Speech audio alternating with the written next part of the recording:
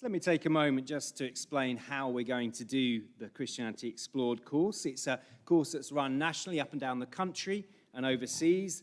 It is what it says on the can. It is Christianity Explored, a chance to explore the Christian faith, a chance to look at the basics and perhaps to look at what barriers you might have to Christian faith.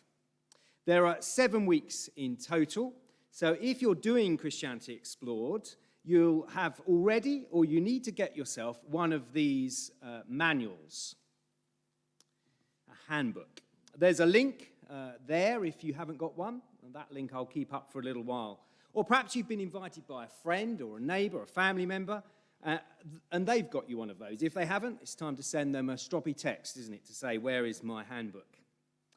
And you'll see in the handbook that these talks are mentioned, and they've got a space for your questions, as well as some other exercises to do over the weeks. You might do those together with your friend or your family member, perhaps if you can do it in person, if that restrictions allow, or perhaps over FaceTime or Zoom or some other way during the week. So we're here at 10 a.m. this week to give us time for Remembrance Sunday, an act of remembrance. Next week, we will resume to having the children's Zoom at 10 a.m. Before the Christianity Explored and the service at 10:30. So this week is unusual at being at 10.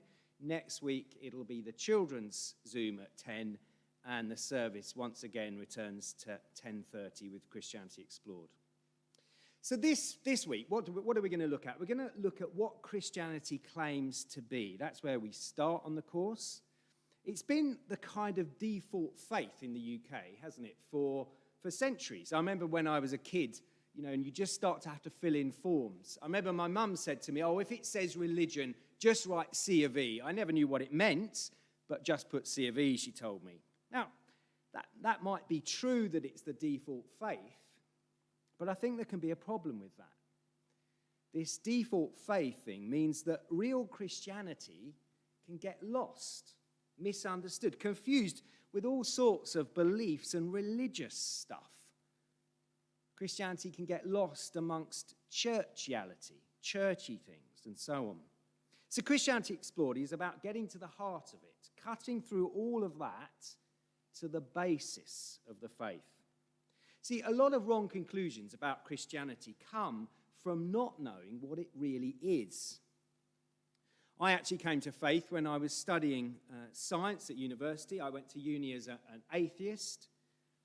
And as I looked in detail at how the world is put together, it was actually the science that left me asking the big questions. We have those big question moments, don't we? I wonder if you've ever found yourself asking those big questions. Sometimes, I guess it's negative things that get us thinking, isn't it? Maybe at the moment, the whole COVID situation. You're wondering, what is going on? What is going on with the world? Or maybe it's the shenanigans over the US election. I wonder if we know who's won yet. I don't know if Trump's given up yet, has he? But I think probably Putin and Xi Jinping have probably won more than the president of America. What about Remembrance Sunday? Are you left wondering if humans can kill and destroy one another like they have done? Do you wonder if there can be really a solution to the human condition? Or maybe for you, it's when your mind is blown away by something that you can't grasp, too massive to get your head around.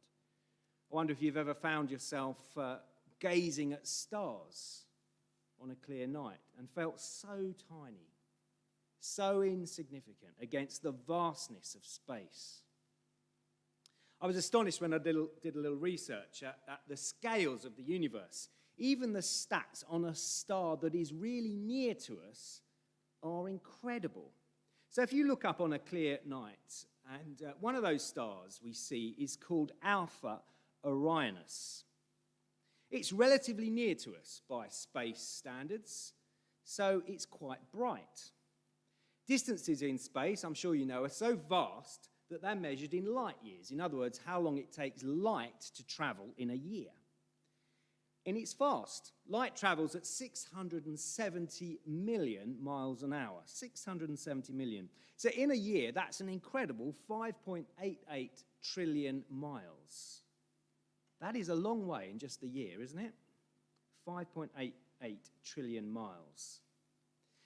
But, and this is mind-blowing, even though it's one of our nearest stars, and even though light is traveling at 670 million miles an hour, light from it still takes 640 years to twinkle, twinkle, little star when you look up at it. That little dot of light you gaze up at has only just arrived, and yet it set off 640 years ago at 670 million miles an hour. And that is one of our nearest stars. Now, put that in perspective. When that twinkle you see set off, Richard II was on the throne. Whilst the twinkle has been en route, we've been busy with the War of the Roses, King Henry VIII, the Reformation, Shakespeare has come and gone, Cromwell come and gone, the plague, the Great Fire of London, America's been discovered, electricity, motor cars, air travel, world wars, space travel, computers, the smartphone. I Googled all this on. I could go on. All that time, that twinkle you see has been on its way to you from a star at 670 million miles per hour.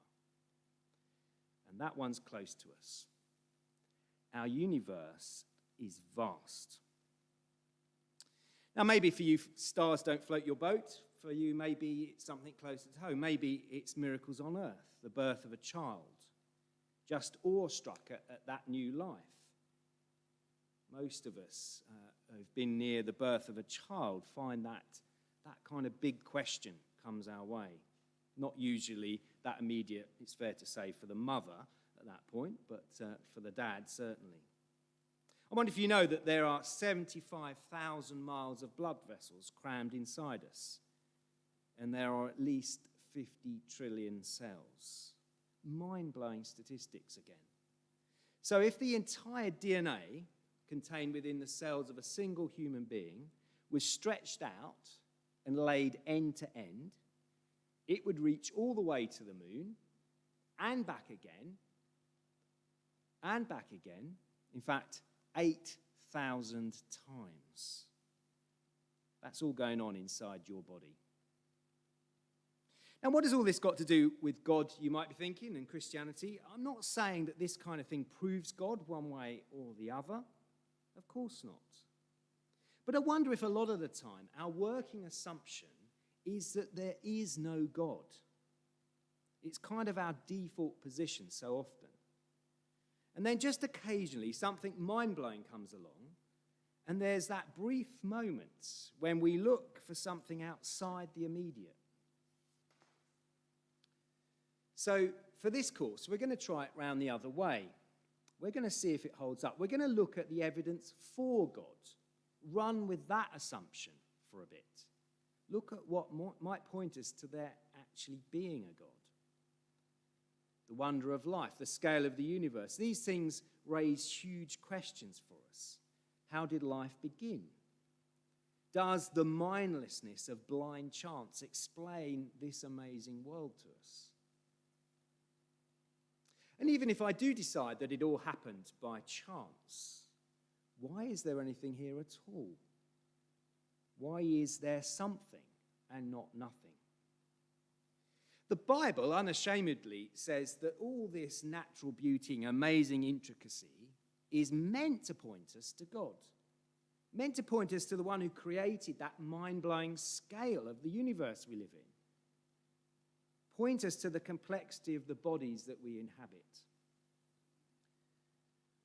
But at this point, this is where I think people can tend to switch off. Many people have cut the connection between life, its wonder, and the Christian faith, and don't see any link between them. Maybe that's you. You've caught something of the marvel of creation, but reality is Christianity just leaves you cold. Some calculated that if you took all the people who sleep through church services and you laid them end on end, they'd be a lot more comfortable. Then, of course, there's the Bible itself. Can it be relevant today? Written 2,000 years ago, 2,000 miles away. Some might say Christianity is simply untrue. World of make-believe belongs to the nursery. Okay for the kids at school, gives them an annual production to put on for the mums and dads, the Insta posts of little Tarquin playing the nativity kangaroo. Well, the Christianity Explored course is designed by people who once felt that way too. The course exists to clear away all the misconceptions. It's so you can examine the facts for yourself. We're going to start by seeing some of what the Bible actually says. Look at an account of the life of Jesus.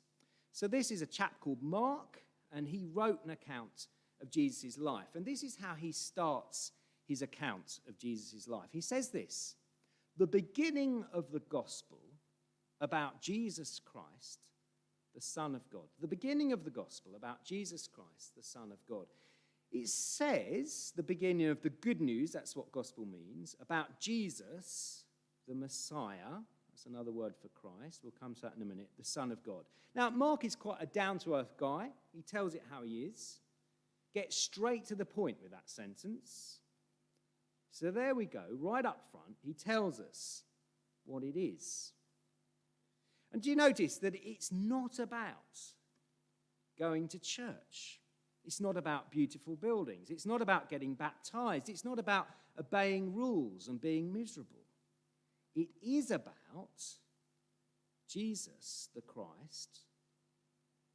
It is about him. Now, nor is it the beginning of the gospel that means you've got to check your brain out at the door. You don't have to suspend your mental faculties to believe in Jesus, a real person who lived, walked, and talked in human history. Now, what we're trying to do here is still separate religious stuff from Christianity, which means our question has to be, who was Jesus Christ? Who was Jesus Christ according to the Bible? Now, maybe you've already got some answers. Often people have come to some sort of conclusion. Some will say he's a good moral teacher. I guess you've heard that one. Or Galilean carpenter, a sort of first century chippy. A compassionate miracle worker, a great figure of history. You not have missed the adverts at the moment on the BBC for the dramatised version of Philip Pullman's Dark Materials. Now, I don't know if you know, but they're actually an anti-God story. A polemic, it's called. See, he is not keen on the Christian faith at all. He's also written a book for adults, and the title of that book is The Good Man Jesus, the Scoundrel Christ. This is him speaking on Radio 4's Start the Week with Andrew Marr. He's discussing his book and claims to have read the Gospels. Listen to what he says.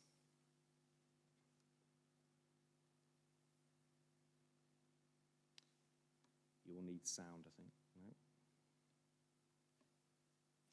Well, I'll tell you what he says. He says that he's examined the Gospels and that he says that Jesus comes out as a good man who said good things and told wonderful stories, who was betrayed and executed. And the Christ element is the element of the church that comes in, as it were, and takes over the story and changes it and makes it into something else. Now, lots of people say that. Jesus, a good moral teacher. The rest is added by the church. It is a really tricky conclusion to come to if we read Mark's account. Mark calls him the Christ in his very first sentence. The rest of what he writes sets out to prove it. Seems to me to be nonsense to try to say that it was something added later. It's at the heart of the Christian message. Here it is, right there at the beginning. And there are even problems with the good man, good things part. The problem comes when we look at the stuff Jesus actually came out with. You see, on the basis of what Jesus said about himself, it doesn't make any sense to describe him as a good man who said good things. Jesus makes outrageous claims about himself.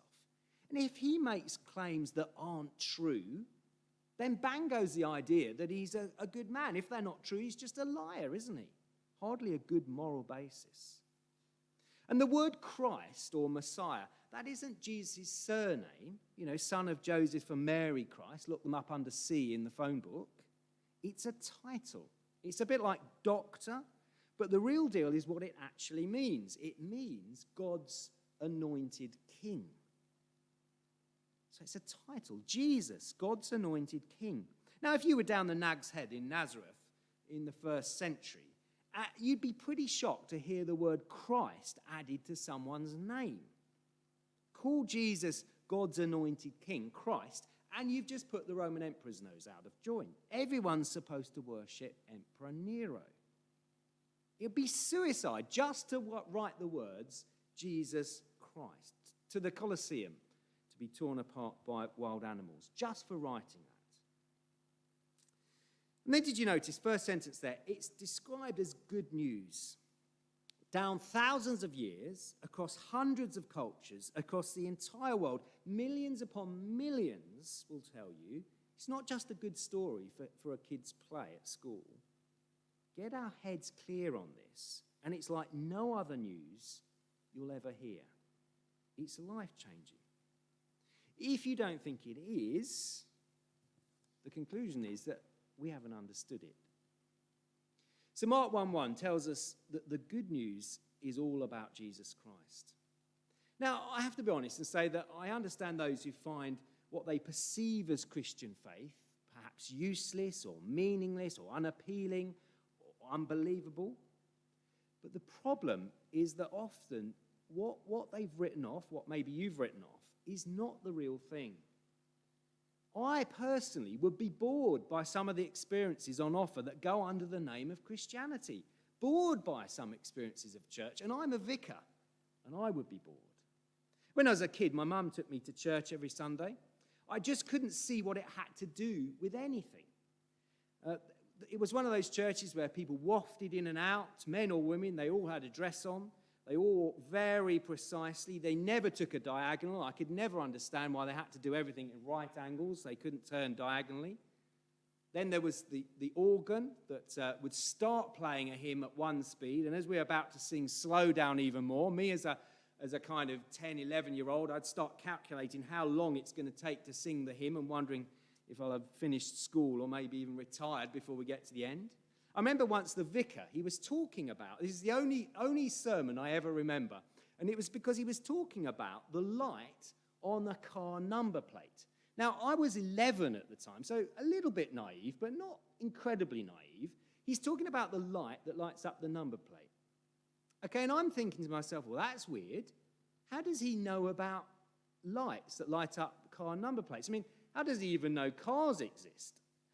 Why was I thinking that? Because what I had experienced over the years in that church building seemed so disconnected from the reality of the world out there, I honestly thought the vicar just lived in the building and knew nothing about the real world. And when he started talking about something from the real world, I was surprised that he even knew about it. Now, I doubt I'm alone in that experience of church.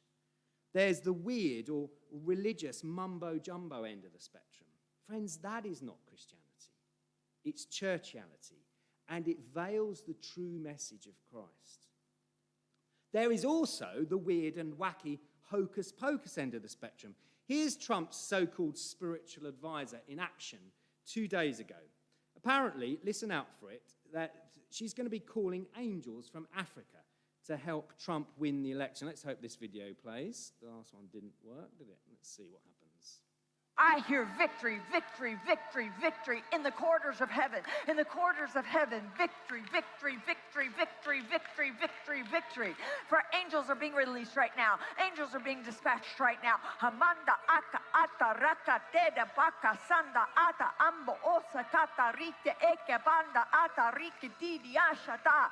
For angels have even been dispatched from Africa right now. Africa right now. Africa right now. From Africa right now. They're coming here. I think the best thing about all of that is the random bloke walking along behind with reading the paper or whatever. Honestly, again, this is nonsense masquerading as Christianity. It has nothing to do with the message of Jesus Christ. Maybe you've had similar bad experiences of religion. If so, I hope you'll stick around to see how unreligious Jesus is, you may well be surprised by the Jesus that you encounter. Christianity is about Christ, not religious mumbo-jumbo or religious hocus-pocus. Mark 1:1 is an invitation to read on and encounter news that affects every single human being on this planet. I know that is a bold statement to make, but if you'll stick with us, you'll see why I can say that. Stick with it and see the facts for yourself. To do that, all you'll need to do is to zoom in on a Sunday if you've got that link, or the YouTube live feed if you're on that. Later time, remember, 10:30, but the same link. Between now and then, have a look in the handbook. Meet or virtually meet with your friend or family member. Ask your big questions. Start asking the questions you've always wanted to ask. Look at the material together. See, this is either true or it's complete nonsense. If it's true, then it does have an effect on every one of us this morning. If it's true, it's not just for the religious types who like going to church on a Sunday. If it's true, even if you've never given God much thought, I can assure you, as far as God's concerned, this does affect you. At the very least, it's surely got to be worth checking out, hasn't it? We as a church are now going to have